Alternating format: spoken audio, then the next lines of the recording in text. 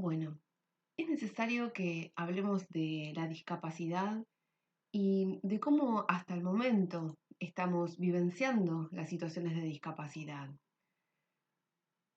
En esta presentación que vemos en estos momentos, una persona con discapacidad, en este caso Diana Vita Hernández, discapacidad visual, sostiene que las personas con discapacidad debemos probar nuestra capacidad de bastarnos a nosotras mismas, justamente para ser consideradas autónomas, independientes, eficientes, exitosas, rápidas, competentes y hasta normales, para finalmente ser incluidas dentro de la dinámica de opresión.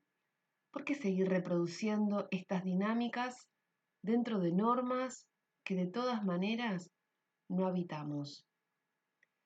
En el caso de esta manifestación, Diana Vite nos comenta cómo se vivencia la discapacidad.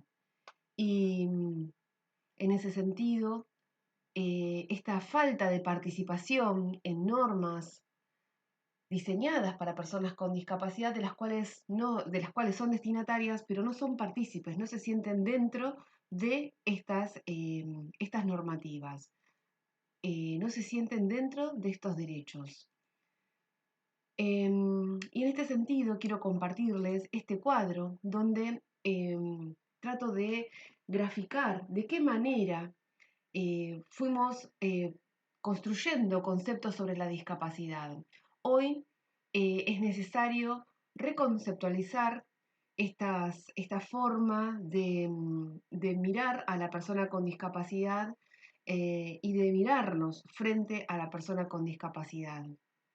En este concepto de la discapacidad, hacemos un estudio crítico sobre la discapacidad, recurrimos a diversos autores de las ciencias sociales para poder hablar de manera decolonial y hacer una comprensión más amplia de lo que es la necesidad. Hoy considero que es necesario evidenciar esas matrices de dominación, de inferiorización, de subalternación y deshumanización que fueron acompañando a la persona con discapacidad a través de esa categoría de lo normal. Campbell habla de que el capacitismo, ¿no? esta normalidad que identifica, o sea, esta lógica de la ideología de la normalidad determinada por la capacidad, por la productividad, por la meritocracia.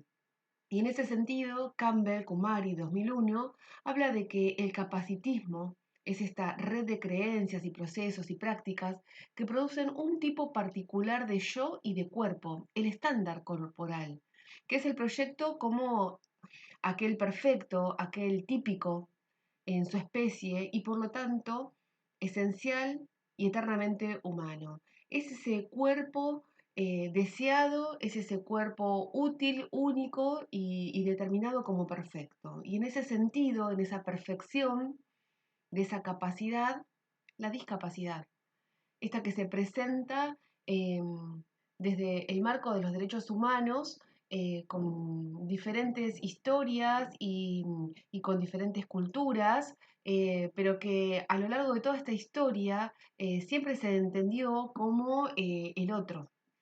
Eh, y en esa línea de verlo como el otro, hablamos de una jerarquización, ¿no? Porque en ese dominio jerárquico, el otro es ese colectivo de personas que queda excluido, que queda por debajo de la línea de esa normalidad imponente y dominante.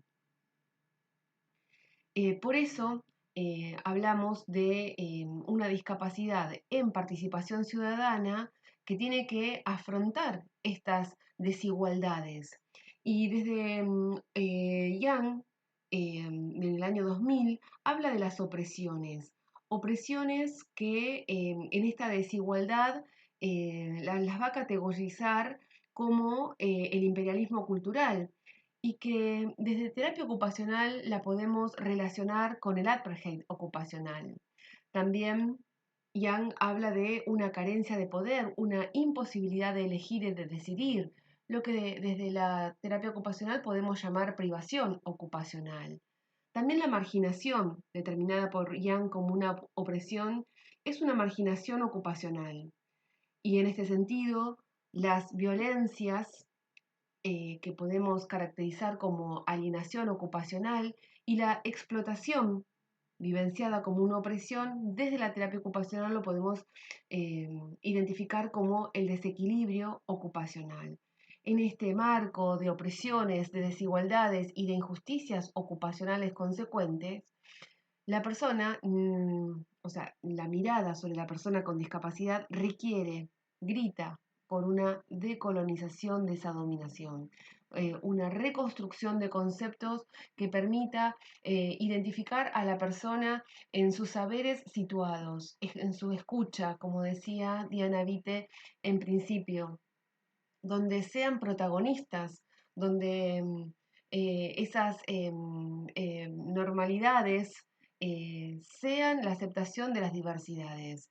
Y para eso se necesita una mirada interseccional, pero no una mirada que categorice, que identifique por discapacidad, por edad, por sexo o género, sino que desde una trama, desde una trama interseccional se pueda sentir esas violencias oprimentes, esa explotación, esa falta de elección y de participación.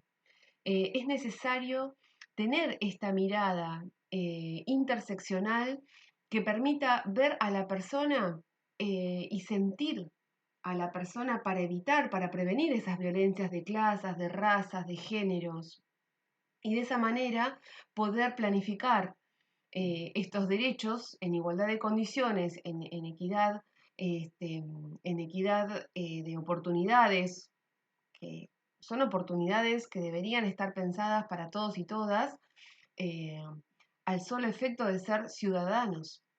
Entonces, en este sentido, eh, este concepto de discapacidad nos invita a pensarnos interseccionalmente y compartir experiencias ciudadanas activas.